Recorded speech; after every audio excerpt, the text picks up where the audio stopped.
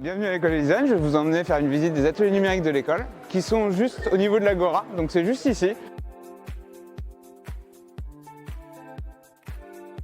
Les ateliers numériques en fait permettent de traiter de tout ce qui est lié au digital. L'idée c'est d'avoir un espace de coworking où les étudiants peuvent venir pour apprendre en autonomie ou alors pour venir dans le cadre de cours ou de workshops. Et on va traiter d'à peu près toutes les techniques qui sont liées au numérique et au digital.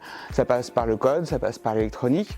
Après le code c'est très large, on peut parler du X, on peut parler du Y, on peut parler de code créatif, on peut parler de réalité virtuelle, de réalité augmentée, d'intelligence artificielle. À l'accueil de l'atelier, on a cette table tactile qui nous permet en fait d'avoir accès à différentes ressources. Donc on a un site web sur lequel on écrit des ressources, des tutoriels, comment on va pouvoir coder avec de l'IA par exemple, comment est-ce qu'on fait de la rotoscopie avec Photoshop, comment on utilise un casque de réalité virtuelle.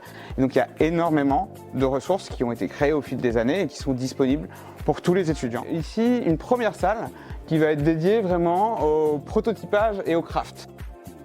C'est plutôt la partie manuelle en fait de l'atelier numérique. Parce que le numérique, c'est pas que des choses dématérialisées, c'est aussi un dialogue entre des choses physiques et des choses numériques. Cette salle-là, en fait, on a une brodeuse qui est juste ici. On a des machines à découper des stickers et on a une machine à dessiner. Donc, qui permet en fait de fixer un crayon sur cette partie-là et qui va pouvoir se déplacer pour créer des visuels qui sont pas forcément simples à faire juste à la main. Sachant qu'en plus, notre brodeuse, on peut l'utiliser avec du fil conducteur, c'est du fil qui va conduire l'électricité et qu'on peut du coup créer des textiles qui vont être connectés. Et pareil, cette machine-là, on peut utiliser de l'encre conductrice pour faire des affiches qui vont être connectées. On va continuer un petit peu à visiter et on va passer dans la salle qui est juste à côté.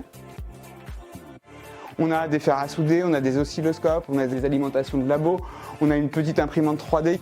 Là, on a le grand espace de l'atelier numérique qui est le grand espace de coworking. Cet espace, en fait, il change régulièrement.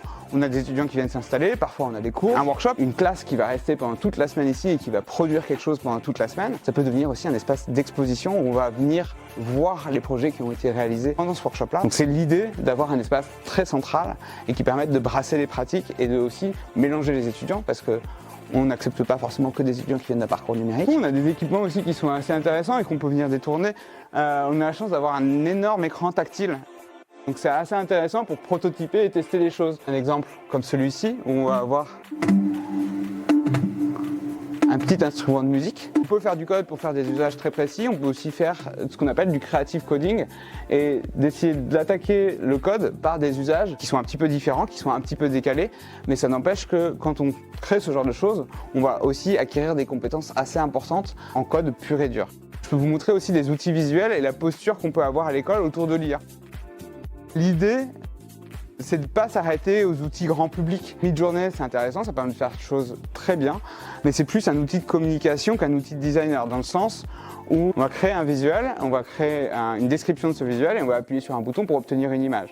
Si l'image ne nous convient pas, en fait, on va réappuyer sur le bouton pour obtenir une autre image. On va poser un œil critique sur ce qui est produit jusqu'à ce qu'on obtienne ce qu'on veut. L'idée ici, c'est d'avoir des outils qui permettent aussi d'avoir un contrôle artistique. Ça passe par des outils qui fonctionnent du coup sur ce genre de valise et du coup, on a la main sur tout l'aspect créatif pour générer de l'image ou de la vidéo. Donc là, pareil, on peut imaginer de nouvelles façons en fait de créer des dialogues, de créer des histoires où on va hybrider des séquences de vidéos, on va pouvoir transformer un dessin à l'aide d'une vidéo pour pouvoir raconter encore des histoires parce que de toute manière, c'est ce qu'on fait principalement ici.